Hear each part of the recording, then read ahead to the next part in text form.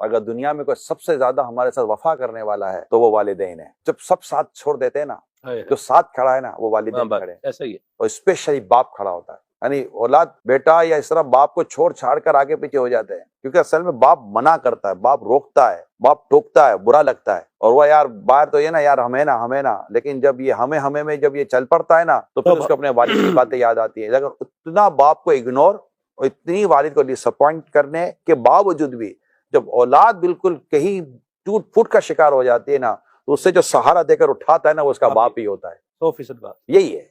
उसकी माँ होती है, सर पर हाथ फेर कर कहती है कि बेटा कोई बात नहीं, मैं हूं ना, मैं तेरे लिए दुआ करूंगी।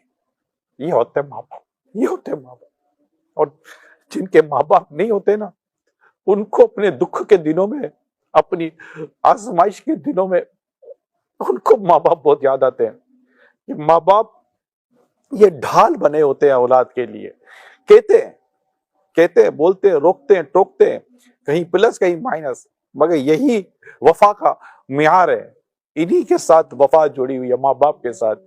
ज्यादा माँ बाप के साथ बदसलूकी, बेरुखी नहीं करनी चाहिए। माँ बाप की अहमियत को समझे। ये ना कहें कि आपको नहीं समझ पड़ती, मेरा दोस्त यूं, मेरा दोस्त यूं, मेरा दोस्त तो मुझे पैसे देता है। बाप के पैसे लाख आपने लिए और लाख आपने जाया कर दिए, बाप फिर भी आपका बाप ही है। कभी उसने आपसे रिश्ता नहीं तोड़ा। दोस्त के एक बार पैसे जाया करके देखे, फिर वो दोस्त के लिए खड़ा है कि नहीं खड़ा। आप पर जान निछावर करने की बातें करने वाला जान लेने वाला बन जाता है कि पैसे देता है कि नहीं देता। मेरे बच्चों, अगर मैं आपको दरखास्त करता हूँ, अगर आपकी अम्मी अब्बू आपको कहते हैं कि बेटा फलां से बात नहीं करो, फलां के साथ नहीं बैठो, फलां के साथ नहीं जाओ, अपने माँ बाप को अपना दुश्मन ना समझें, ये आपके खैर ख्वाह हैं, ये आपको नुकसान पहुंचाने से बचा रहे होते हैं। अल्लाह पाक हमें अपने वालिदैन का फर्माबरदार बनाए।